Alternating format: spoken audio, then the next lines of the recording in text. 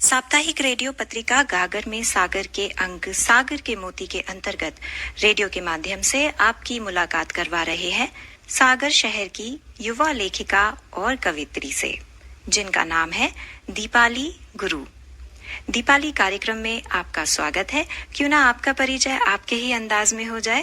तो मैं अपना परिचय अपनी पहली कविता की चंद पंक्तियों से ही करती हूँ कि नाम है मेरा दीपाली, काम है मेरा खुशहाली, बसती सबके दिल में मैं, क्योंकि घर पर सबसे छोटी मैं। नमस्कार, मैं दीपाली गुरु सागर मध्य प्रदेश से पटकुई की निवासी हूँ। क्या खूब अंदाज में परिचय दिया आपने। दीपाली, आपकी शिक्षा, क्वालिफिकेशन के बारे में हमें बताएं। जी, तो मैंने अपनी स्कूली शिक्षा अपनी जन्मभूमि सागर से महार रेजिमेंट पब्लिक स्कूल एवं केंद्रीय विद्यालय सागर से प्राप्त की है। व वर्तमान में मैं शासकीय उत्कृष्टता कन्या स्नातकोत्तर महाविद्यालय सागर से बीए तृतीय वर्ष की छात्रा हूँ। लेखन और लेखन में रुचि का जो सिलसिला है वो कब शुरू हुआ? जी, देखिए, लेखन में मेरी रुचि स्कूली समय से ही मेरी रुचि लेखन में रही है। स्कूली समय से ही मैं डेली डायरी लिखती थी और जब भी अकेली बैठती थी तो अपनी डायरी का सहारा लेकर उसमें लिखा करती थी और ऐसे ही फिर धीरे-धीरे प्रकृति की गोद में बैठकर कविता लिखने की मैंने शुरुआत की और ऐसे ही कर के कविताओं की रचना हुई और लेखन में मेरी रुचि बढ़ती गई। इंस्पिरेशन क्या रही आपके लिए? 9वीं कक्षा में थी, तो मेरी जो हिंदी टीचर थी, तो उन्होंने हम सभी से बोला था कि सभी के लिए स्वरचित कविता लिखनी है।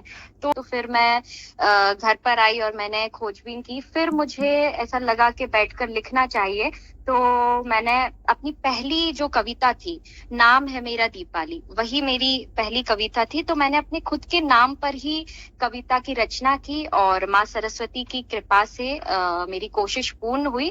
तो मेरी पहली कविता वही थी और देखा जाए तो साहित्यिक जगत की पहली रचना वही थी मेरी और एक नई शुरुआत थी। तो ऐसी ही मेरी लेखन शैली बढ़ी फिर। हिंदी भाषा में लेखन के अलावा बुंदेली भाषा में लेखन में भी आप रुचि रखती हैं?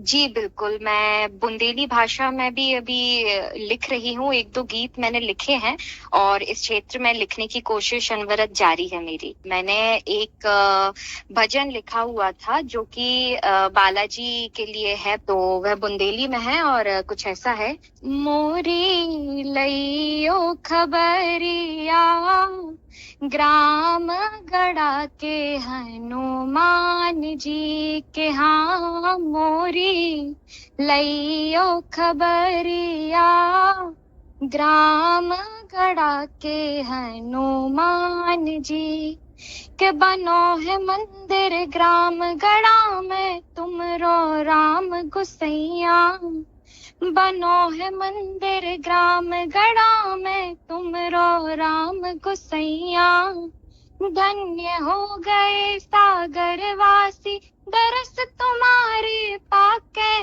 कर दो दया की नजरिया, ग्राम गड़ा के हनुमान जी के, हाँ मोरी लइयो खबरिया ग्राम गड़ा के हनुमान जी। बहुत ही सुंदर रचना और प्रस्तुति आपकी। बहुत बहुत धन्यवाद आपका। हाल ही में आपकी एक पुस्तक का प्रकाशन भी हुआ है, उसके बारे में हमें बताएं। एक योजना निकली हुई थी मध्य प्रदेश साहित्य अकादमी की, जिसमें युवाओं के लिए मौका दिया गया था। तो बस मैंने भी अपनी पांडुलिपि जो थी मेरी पुस्तक की, जिंदगी से बातें पुस्तक का नाम है, वह मैंने भेजी और सरस्वती जी की कृपा से उसका चयनित भी हुआ और उसमें काफी सारी कविताएं हैं मेरी। अभी तक की जो कलेक्शन है मेरा काव्य संग्रह का, वो सारी रचनाएं हैं उसमें, जिंदगी से बातें पुस्तक में मेरी, और छोटे छोटे कोट्स भी हैं। मैं यही कोशिश करती हूँ कि कम शब्दों में लोगों तक ऐसी बात पहुंचा सकूं कि उनके दिलो दिमाग में कुछ छाप छूट सके और लोग उस चीज से एक शब्द से भी इंस्पायर हो सके। तो बस मैं यही कोशिश करती हूँ। आपके फ्यूचर के कुछ प्लान्स?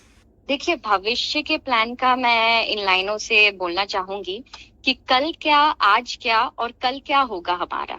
कल क्या, आज क्या और कल क्या होगा हमारा, इस उलझन से हमें निकलना होगा। जैसा कि हम सभी जानते हैं कि जीवन है और जीवन में हम एक क्षण का भी भरोसा नहीं कर सकते हैं। और मैंने अपनी पंक्ति में भी लिखा है कि कौन करे भरोसा इस जिंदगी का, जहाँ पल में ही बदलता सारा खेला है।